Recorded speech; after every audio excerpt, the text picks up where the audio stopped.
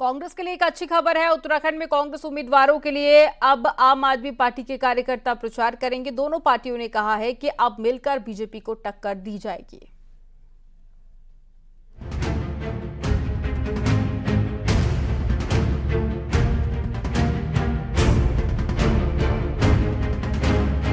BJP से मुकाबले के लिए कांग्रेस के 5 उम्मीदवार मैदान में हैं, तो विपक्षी गठबंधन का धर्म निभा रही आप ने कोई उम्मीदवार नहीं उतारा है। लेकिन अब उत्तराखंड में आम आदमी पार्टी के नेता और कार्यकर्ता कांग्रेस उम्मीदवारों के लिए प्रचार करेंगे। आम आदमी पार्टी के प्रदेश अध्यक्ष ने दावा किया कि हरिद्वार और नैनीताल सीट पर गेम पलटेगा, तो पहाड़ की 3 सीटों पर भी 20 से 30 हजार वोट का फर्क उनकी पार्टी डालेगी। तो कांग्रेस भी आपके मिले साथ से खुश है।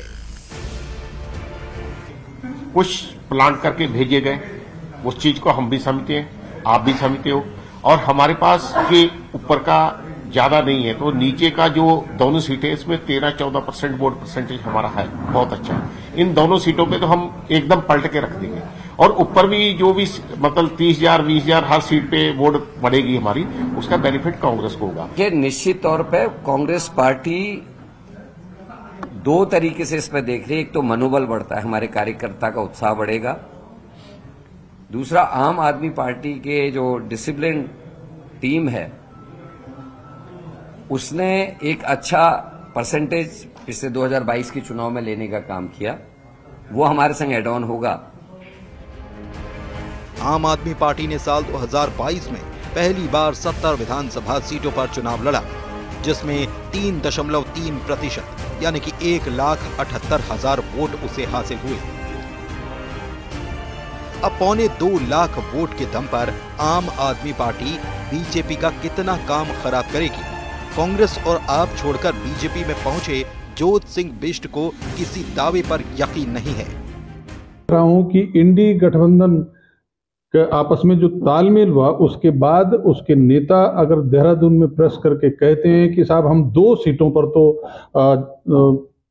भाजपा को जो है मात दे देंगे, तो इससे एक बात तो साबित हो गई कि उन्होंने 3 सीटों पर पहले ही हार मान ली, और उसके बाद जिस गठबंधन की वो बात कर रहे हैं, तो दोनों गठबंधन या दोनों पार्टियां कांग्रेस और आम आदमी पार्टी के पैरों से हर दिन जमीन खिसक रही है।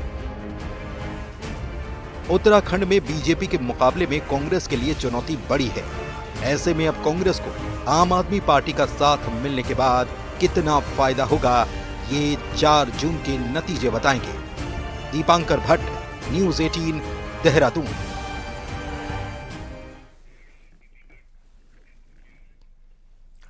बीजेपी के राष्ट्रीय महामंत्री दुष्यंत गौतम ने पिथौरागढ़ में बड़ा दावा किया है। गौतम का कहना है कि उत्तराखंड में कांग्रेस के सभी विधायक बीजेपी में आना चाहते हैं, लेकिन उपचुनाव में आने की दुविधा के चलते वे कांग्रेस को अलविदा नहीं कह पा रहे हैं। साथ ही बीजेपी नेता ने दावा किया कि उत्तराखंड में लगभग सभी शीर्ष नेता मन से भाजपाई हो चुके हैं। ऐसे में सही समय देखकर कांग्रेसी विधायकों के लिए रास्ता तैयार किया जाएगा।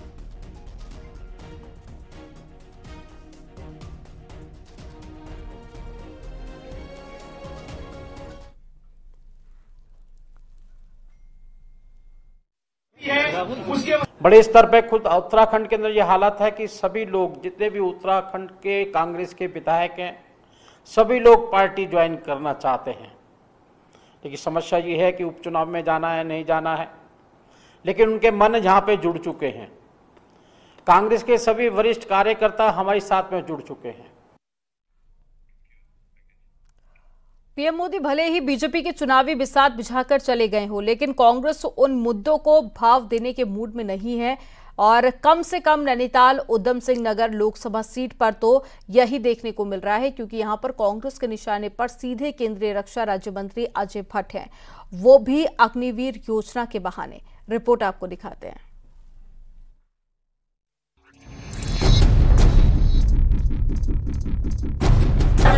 जीत का लड्डू हो गया।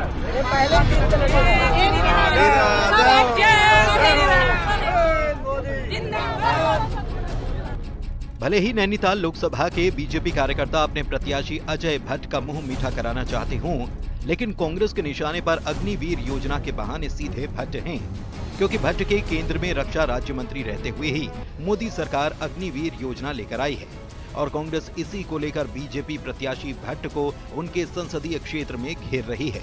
इस सरकार ने अग्निवीर नाम से योजना थोपकर इन हमारे जो नौजवान हैं साथी जो फौज में जाने का सपना लेते हैं और उनकी जो सपने उनको कुचला है और उसके लिए हथियार कौन बना, निमित्त कौन बने, रक्षा राज्य मंत्री रहते हुए ये हुआ ना, तो ये सब उनकी सबसे बड़ा प्रश्न है अग्निवीर योजना।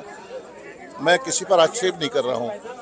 उत्तराखंड में हमारे सांसद महोदय केंद्रीय राज्य मंत्री हैं, उनको इसका विरोध करना चाहिए था क्योंकि यह सैनिक प्रदेश है और यहाँ का नौजवान पूरी तैयारी करता है कि सेना में जाऊँ, देश की सेवा करूँ और एक प्रहरी के रूप में मैं सीमा पर डटा रहूँ, लेकिन उनके सपने धूल धूसित हो गए। जाहिर है अग्निवीर योजना ने सेना में भर्ती होने वाले अधिकतर सिपाहियों के लिए परमानेंट नौकरी के दरवाजे बंद कर दिए हैं। नौकरी की सीमा भी महज 4 साल हो चुकी है। ऐसे में कांग्रेस सैन्य बहुल प्रदेश में सेना के बहाने सीधे रक्षा राज्य मंत्री को घेर रही है ताकि उन्हें उन्हीं के संसदीय इलाके में ढेर किया जा सके। हल्द्वानी से न्यूज़ 18 के लिए शैलेंद्र नेगी की रिपोर्ट।